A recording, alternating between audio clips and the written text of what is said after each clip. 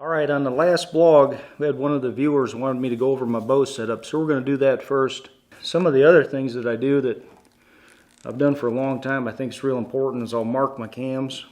You know, right even with the limb, you can see if they've just moved slightly. So if your point of impact's off, you can start checking things like that, and usually something's moved on you, peep slid or something like that. I'm shooting this about 64 pounds is what it is, with a Easton Lightspeed 500, which is a pretty light spine for today's bows. Back when I first started shooting those arrows, they were right in between. My setup was right in between a 500 and a 400 spine, and I shot both of those arrows and I could shoot bullet holes with both of them. And so I ended up going with the 500. And now in today's bows, with the more aggressive cams and the faster speeds, the 500's not even listed on the chart really, but I'm still shooting bullet holes with it, so I've stuck with them over the years. On the sight, I'm shooting the 3-pin slider, so I've got 20, 30, 40 fixed, and then if I've got time, I can just dial up any yardage I want and then shoot the top pin for whatever yardage. Fuse stabilizer, I'm shooting a back bar. I haven't shot that a lot for hunting just because of the added weight, but I really like it for, you know, all around accuracy. Gives you just a heavier bow in general. It helps offset a lot of your weight that's on the right side with your sight, your rest, of course your quiver. I shoot with the quiver on, but I did just add the kisser. Last year, as you guys all know, I had some trouble in that blind on the Uno shot.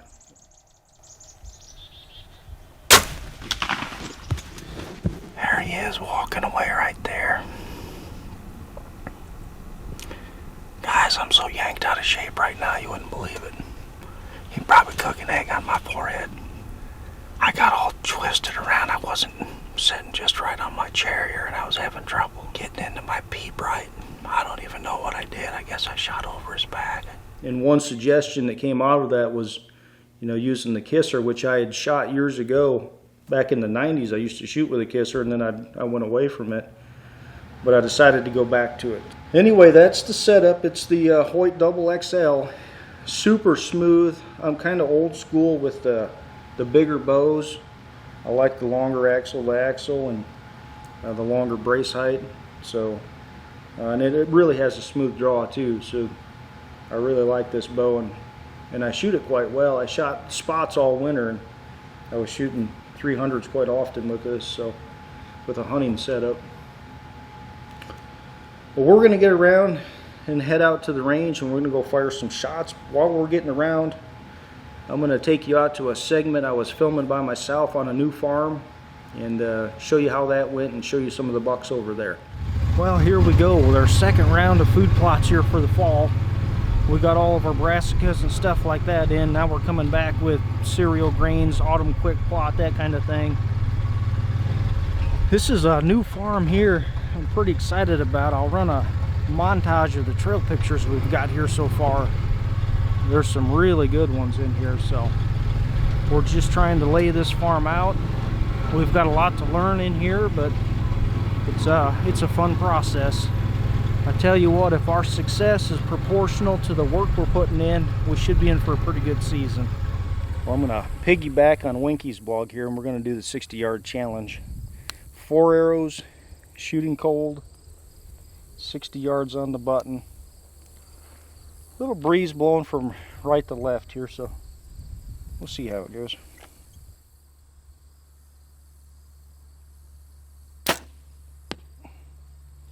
By the way, I'm shooting at the second dot from the left on the bottom row there.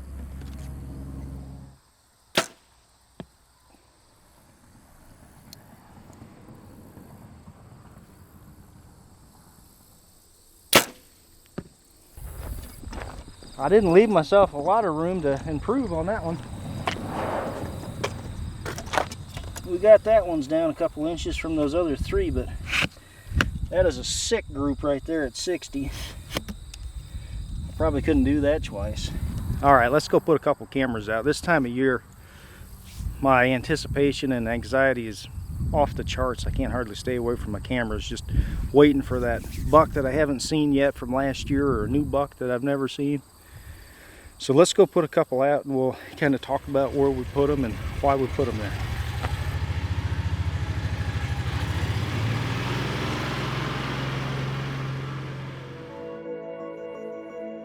Realtree's Midwest Whitetail is brought to you by Cuddyback, Drake Non-Typical, Easton Arrows, Frigid Forage, Fuse, Grizzly Coolers, Hoyt, and Realtree. So last week's main show, I usually go through and I read all the comments, my blogs and the main show, Bill's sometimes too. But I noticed there was a comment on there. A guy wanted to know, where do you put your cameras to try to locate these bucks that are coming off from bachelor groups relocating to the fall range? In my approach to this is always think in terms of hunting. So it's just like you're hunting as far as running your cameras. Take entry and exit into account. A lot of times I will put them close to a tree stand. That way you can just check them on your way to and from. No extra intrusion, you're already going that way. You know, and then exactly where you want to put them.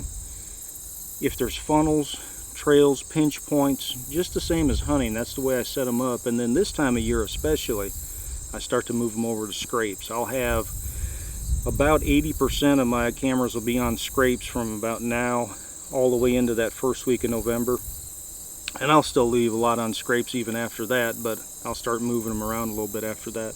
Now my approach is always just a little bit different than some of the others, is when I have a buck living in a particular area in the summer, I do everything I can to keep him there in the fall versus waiting to find him wherever he relocates. So that means having food sources that they can transition to without leaving. So if they're on soybeans, when those go yellow, they're going to go to the next more palatable food source, whether it's alfalfa, clover, corn, big and beastie, you know, that kind of thing. So take the picket fence buck is here, the Wolverine buck, I've done the same thing where they're staying this summer. I've tried to set those areas up to just keep them right there, and I don't have to re-find them. And you know, now some of them are going to relocate anyway just because they have a fall range that they always go to, but generally they're leaving because of the food sources are changing. So I try not to give them a reason to leave.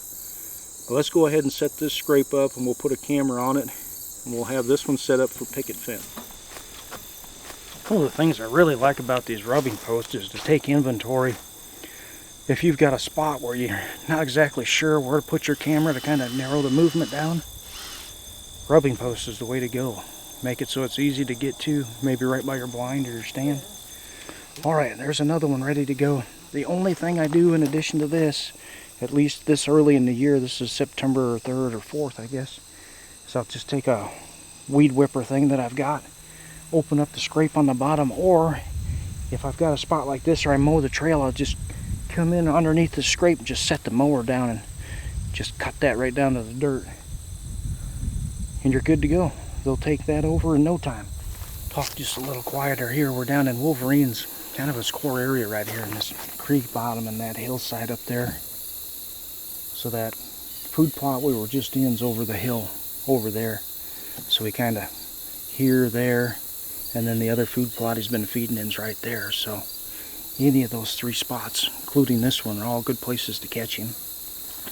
But these are the places you want to put your cameras. This is a perennial or primary scrape, whatever you want to call it.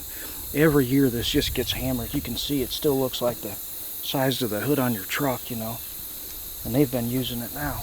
But these kind of places, when those deer come back out of their summer range, spring and summer range, into their fall ranges, this is where you're going to pick them up, on these primary scrapes. I mean, they're obviously in a great location. That's why they get used so much. There's trails coming at it from every way, and then it's on the edge of the field here. So we're just going to put a camera on this one. And then there's a couple of deer that are showing up. Well, one that just showed up, you guys might remember him from last year when I was hunting that Uno buck. There was a, I guess he was a 9, he had a little G4, but real tall twos. We passed him up several times out of the same same two stands over there. But he started showing up, and man, is he impressive.